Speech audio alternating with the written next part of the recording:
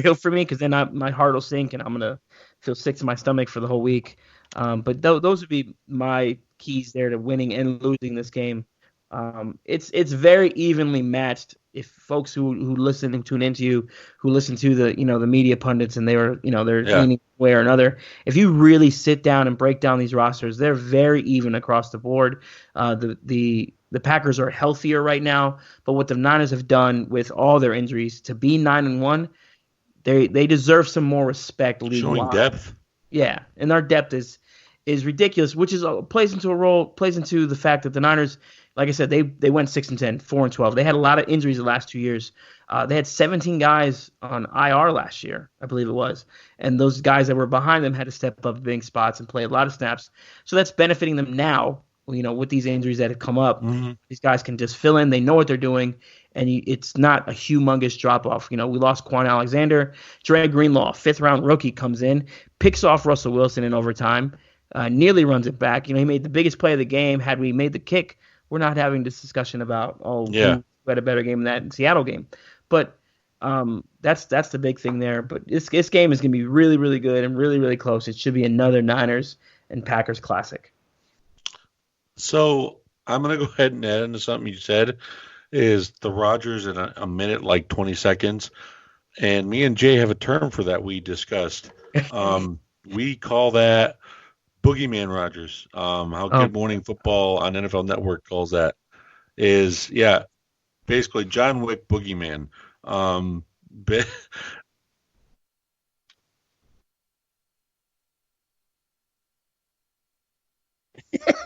there really is. I mean, we I break it believe down, and it. it really is.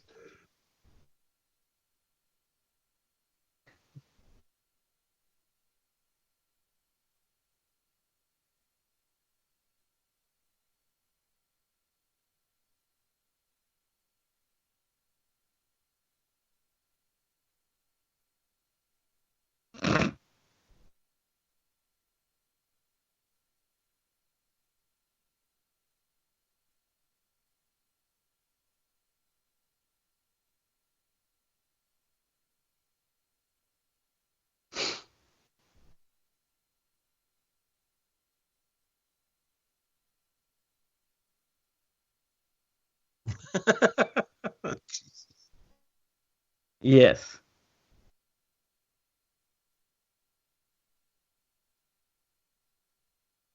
Oh my He God. sees everything in code. I mean, some of those throws, man.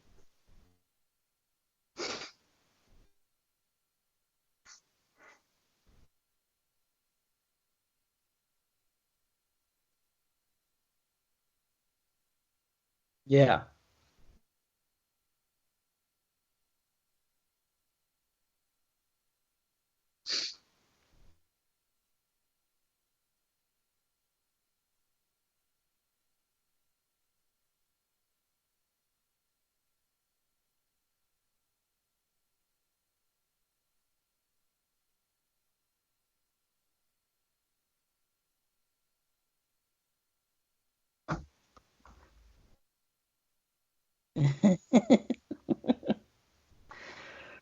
Am I back? Yeah, I'm thinking I'm back. That's all I picture when Rogers gets in the mode where he just everything or nothing.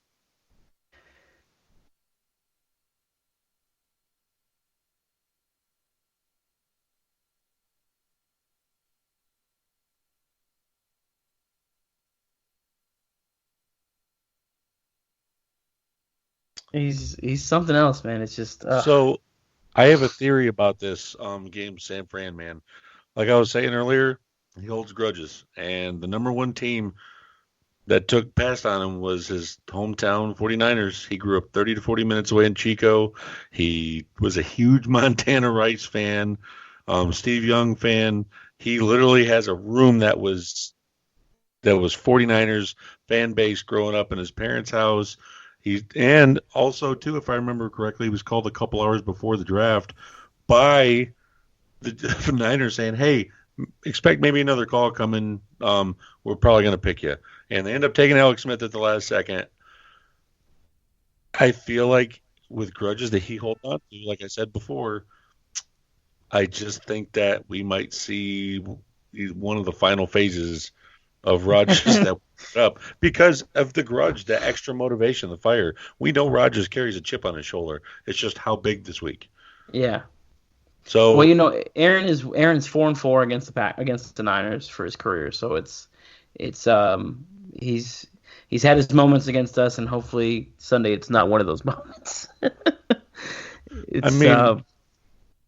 My keys for the game, I said I'm going to bring them up as well. So starting off first, your guys' defensive front is stout. I love your guys' defensive front four. You got to win in the trenches. I mean, the Packers' offensive line, they're not snubs. They're not bad. They're one of the better offensive lines in the league, especially with this inside zone run scheme that they've gotten. With this rookie Elton Jenkins, who's been a stud for us, Corey Linsley, who's always been a top 10 center, and Billy Turner. A lot of people, he had a little rough time in the beginning of the season about getting his pass blocking kind of in check, but his strength was run blocking. And all three of those guys inside, that's one of the main reasons why Aaron Jones has been Aaron Jones, with finding the end zone once he gets in the red zone. It's that inside zone running scheme. And excuse my hoarse voice. I'm getting over being sick, brother. I feel like that's a biggie is they got to establish the trenches. I feel like if to beat the 49ers, you got to come off fire quick into those trenches and put them on their heels. Because if you let those guys dig in on their toes, you're going to be in for a long day. Second, the key to victory is a specific guy. May not know him. Basically, he just came off IR the week before. Ibrahim Campbell. He is a guy that's come in and already in one game for Carolina we played against, really made a big effect for us. And he plays that hybrid safety linebacker position next to Blake Martinez.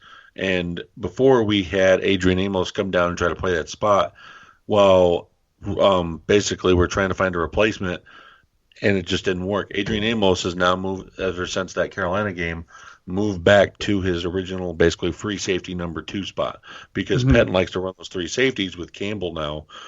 And with that, it just adds an extra coverage ability, and also he's a good tackler. And that little pebble of a player sends ripples throughout the defense, and it makes a play better. I don't see the Packers defense with Ibrahim Campbell. I can see his name coming up a couple times on Sunday for bigger plays because of the fact now is his second game back being from IR. He's had a bye week to dig in on the playbook and get even more snaps this week. So they think highly of him. Pettin, he's played in Pettin's defense before in Cleveland when he was there. So that's why the Packers are big on him. We've been a big fan of his. Last season, he was one of the few little bright stars we had on that Packers defense that was very devoid of talent.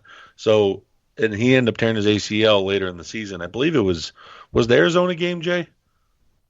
I think it was that week or the week before. It was late in the season, so that's why it carried over so in the mid part of the season for this year.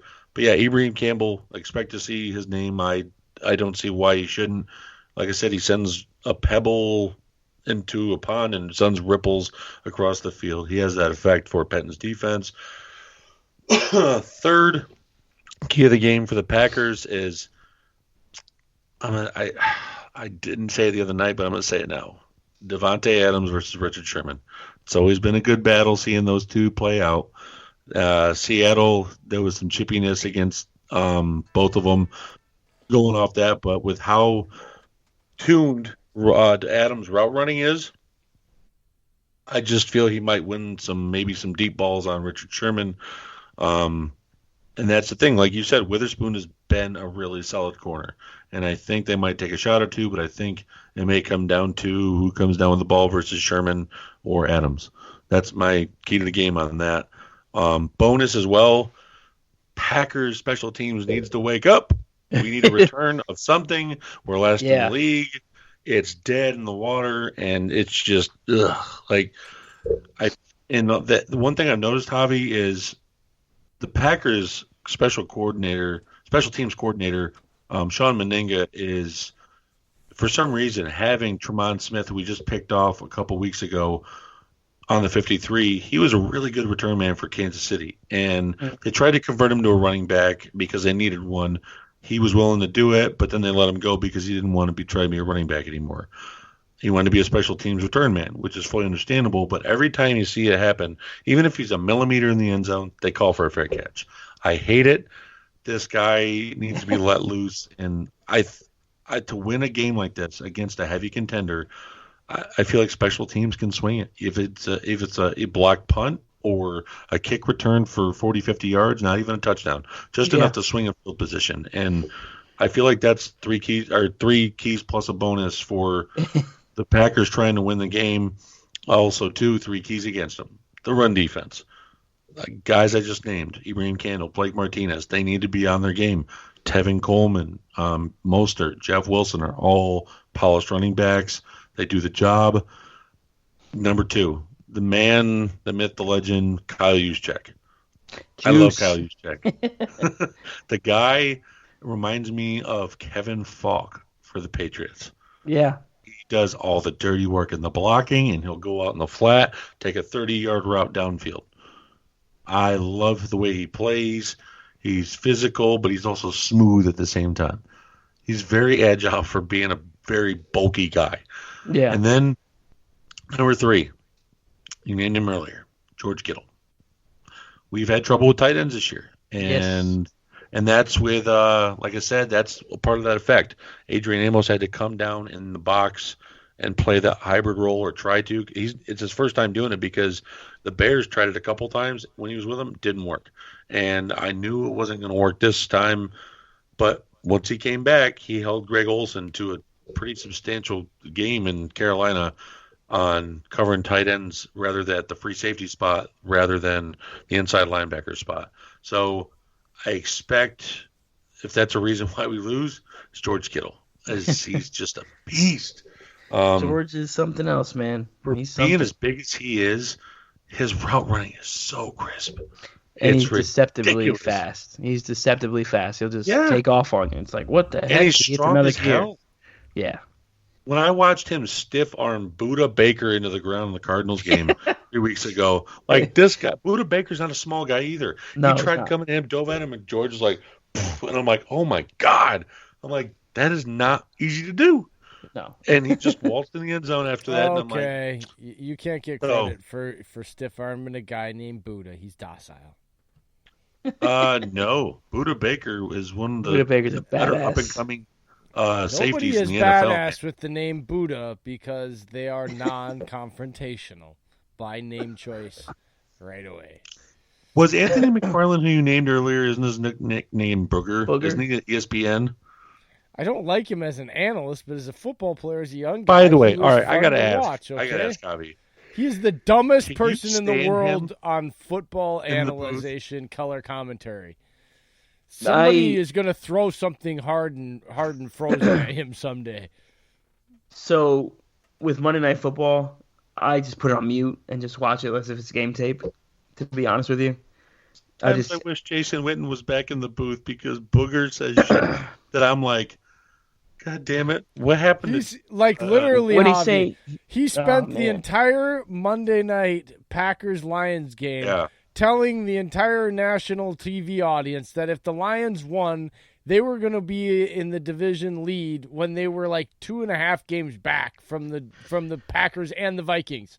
And he kept saying it with conviction over and over and over. And nobody in the booth or as a producer is like, dude, shut up. They don't have anyone that wants to do the Monday Night Football gig. That's why. There's no one. Listen, there's somebody that wants it, and it's Pat McAfee. Give Pat McAfee the job. Oh, God, yes. Please. Are you kidding me? Please. They interviewed Joe Thomas last year and gave it to Jason Witten and Booger McFarland instead. Guess Thomas what? Joe Thomas is now on Thursday Night Football for NFL Network and killing it. Yeah. I think it was a money thing. I think ESPN has been trying to save some dollars, but because they're going broke because they decided to go on one side of the fence and they don't allow people. They're pushing narratives and creating stories, and there's only a few people you